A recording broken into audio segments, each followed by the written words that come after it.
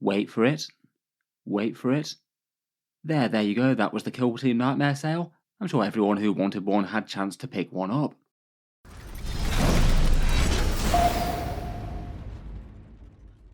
Hello and welcome back to Auspex Tactics, where today I thought we'd touch on the topic of Kill Team Nightmare selling out ridiculously quickly, and also do a news roundup of a fair few other interesting Games Workshop's news things and releases over the past week or so. A rather fancy little Horus from the Heresy range, 3 Deathwing Knights going at Warhammer stores, a fun range of display cases, and also talk a little bit about Auspex Tactics releases with a couple of updates with the channel merch things. We might also be getting Custodes and Orcs just around the corner. The kits removed by Games Workshop do seem to point that way. First up, I thought I'd start out by discussing the whole Kill Team Nightmare situation. Looks like Games Workshop have really delivered the exact same as they have the past few releases, to the extent where it really isn't a surprise so much that these boxes were in incredibly short supply. I'm honestly not 100% sure what causes Games Workshop Kill Team boxes to be produced far less than the demand that people have for them. I don't know if Games Workshop just deliberately treats them as an easy sale that they want to produce a certain amount and be absolutely guaranteed that they'll sell out instantly. Or there's some sort of issue with their manufacture and supply chains. They had the excuse of the 10th edition launch that was getting lots of kits produced for earlier. I don't know if they can pin the blame on the new Age of Sigmar edition or not, but to be honest, with Games Workshop, they're usually building up to at least some form of major release, and for whatever reason, the Kill Team boxes just don't seem to get made in any sort of real numbers. This has happened with most of the ones over the past year or so. Kill Team Salvation with the Scouts versus the Striking Scorpions went quickly. Kill Team Gallowfall with the Votan versus the Beastmen was sold out almost instantly, as was the Kazakin launch versus the Necron's Hierotech Circle, really quite an in-demand one with Shadow Vault around about a year or so ago. I do remember that one in particular, quite wanting to pick up some Cadian Kazakin, but having no way to do so for a few months due to how fast that went. For the current status of Kill Team Nightmare, it looks like it went almost instantly from any discount retailers out there. From reports I've seen, a few of them maybe held out for a little bit longer than sometimes. Element Games did have them up for sale for around about half an hour to an hour or so, which is honestly better than it sometimes is. But it seems to have gone pretty much instantly from the UK and Australian Games Workshop web stores, and also any USA discount retailers that go up for pre-orders at midnight. Apparently Games Workshop allocations to those weren't exactly great. No doubt they wanted to save a good portion for their web store, though it seems that there's just not a lot of them in general given that the web store sells out so quickly. If you're catching this video early, I'd treat this as a heads up for the USA and Canada. This will be going on pre-order very shortly there. According to a quick bit of internet research, it looks like Games Workshop pre-orders typically go live at around about 10 AM PST, which I think usually coordinates to like 1 PM EST. And given how fast these have sold out, if you want to get a copy of these, then I'd be absolutely on it at that point.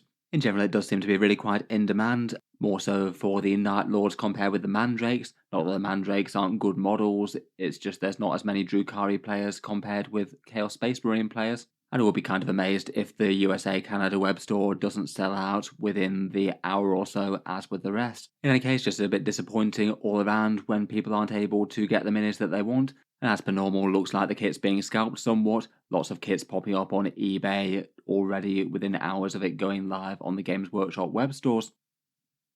Looks like once again the scalpers are having a good time of it with the Night Lords and the Mandrakes.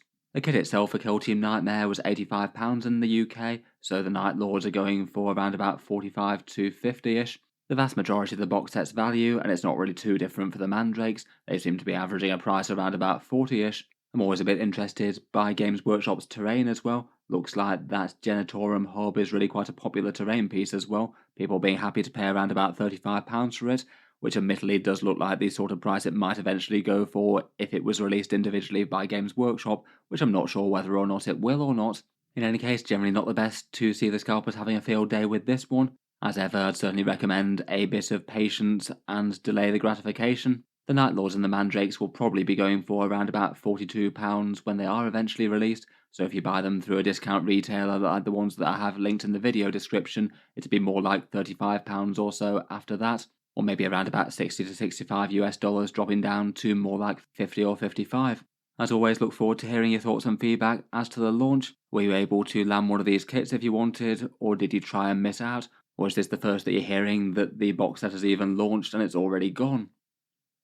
Moving on to other Warhammer related announcements and releases, we've had an interesting Horus Heresy Space Marine shown off earlier in the week.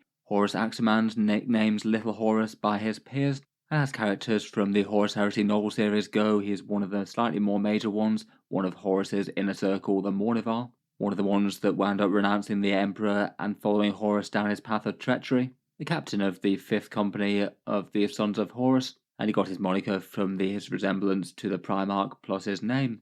According to GW's preview article, it looks like he's had his face badly mutilated by the White Scar's Hubu Khan, so not quite such a good look for him after that. You do have the option of the helmeted versus non-helmeted head as per normal for these Forge World miniatures.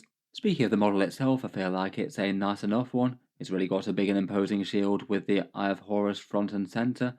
Feels like you could make a good Chaos Lord or Exalted Champion type conversion for 40k if you wanted out of him, though obviously his primary aimed at the Heresy. He's armed with his power sword, Mourn It All, a Bane Strike Bolter, and a Castigator's combat shield that's able to reflect energy back at the bearer, and it's kind of hard to kill for the Horus Heresy rule set.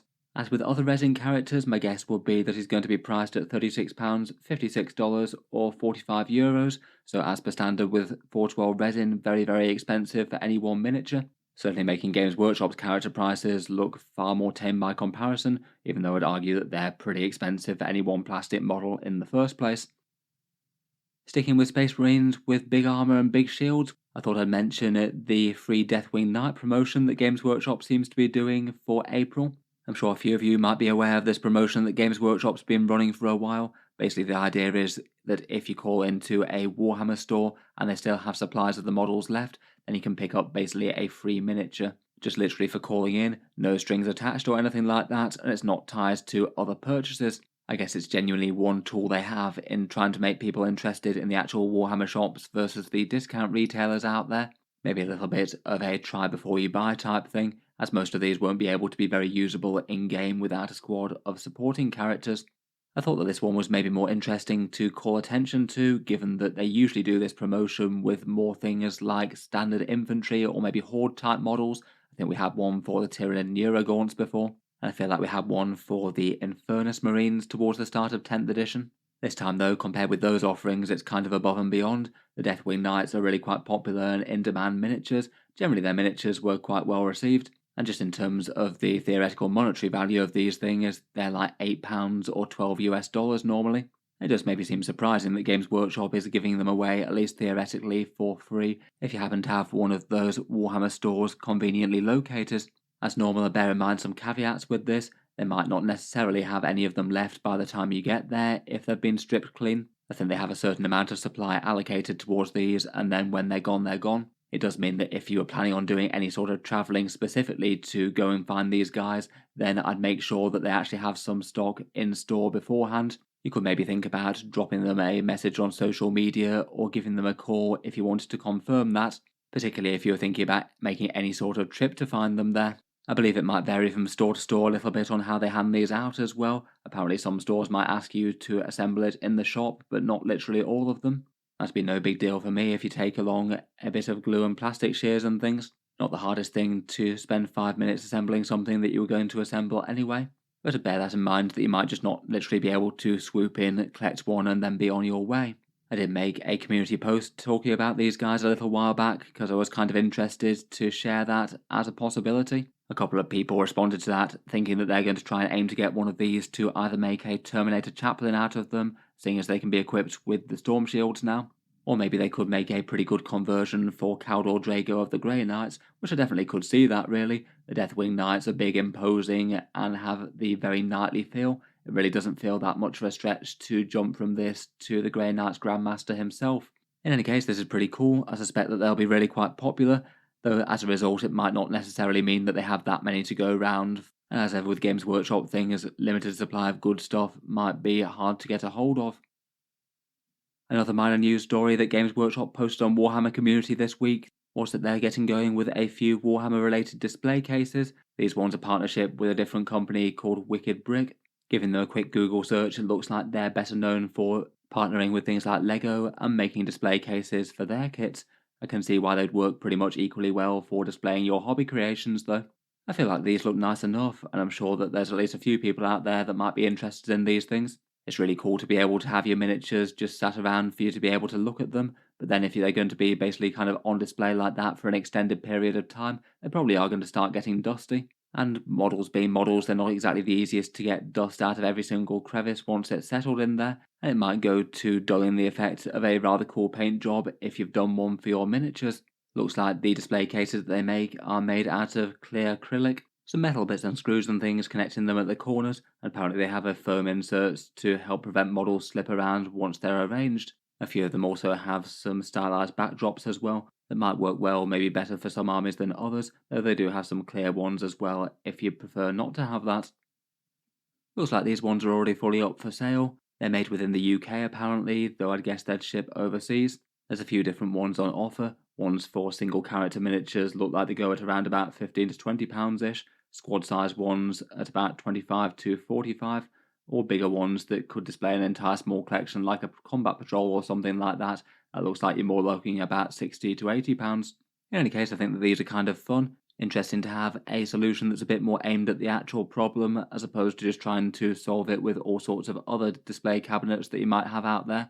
Not that there aren't some very good ones from, say, things like IKEA. With rounding up Games Workshop's news and releases, I thought I'd just keep you guys a little bit more updated as to the Auspex Tactics merch adventures that have been happening over the past few days. I'm not sure if all of you would have caught it, but I did announce that there's going to be some channel t-shirts and hoodies and things on the channel update video a couple of days back. And seeing as there's already been a bit of development since then, I thought I'd try and keep people in the loop as opposed to just wait for the next one next month.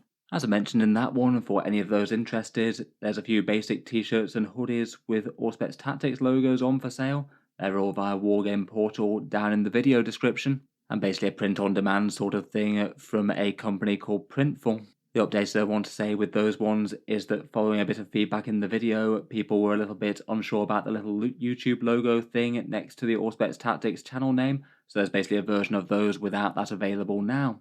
The other things that you guys said you'd be most interested in would be things like dice and objective markers, and there's already been a little bit of progress on that with a bit of a discussion with the Baron of Dice people who can make some custom ones. I have made a fair few cool ones aimed at Warhammer 40k, so it could be worth checking out if you wanted a few different options there.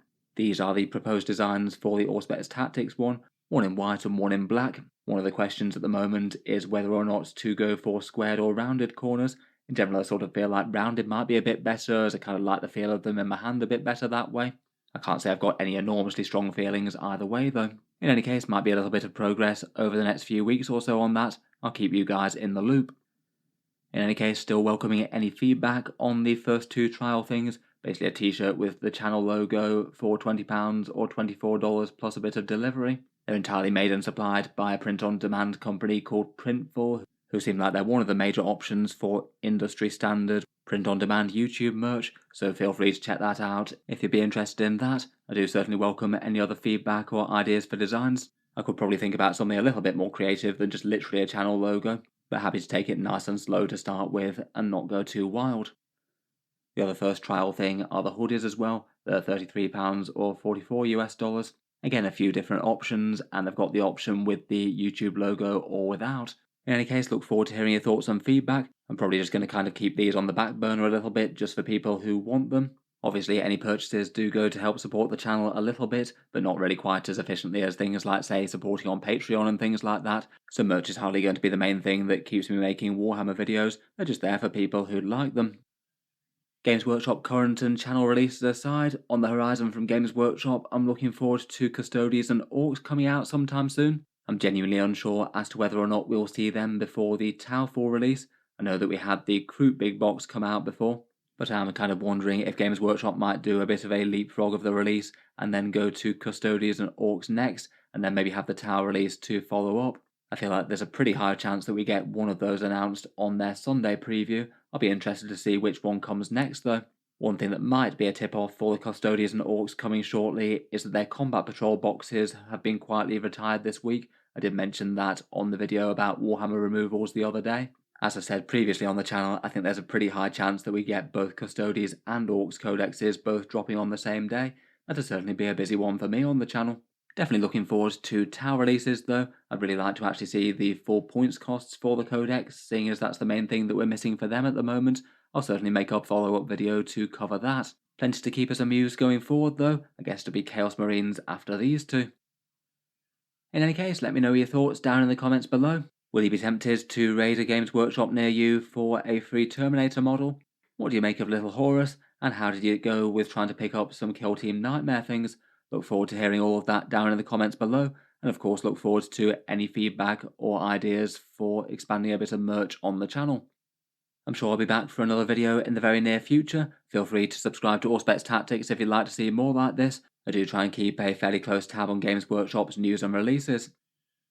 Finally, if you have been enjoying the videos and you'd like to help support, I would just like to mention that Auspex Tactics does have a Patreon page as well, and you can find that linked in the video description if you'd like to help support and keep these videos coming. Channel patrons do get a fair few advantages, seeing certain videos earlier. There's a lone operative video out for that at the moment.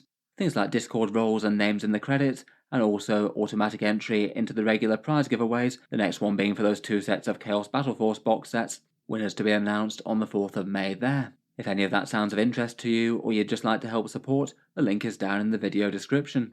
In any case, a massive thank you for listening, and I'll hope to see you guys next time.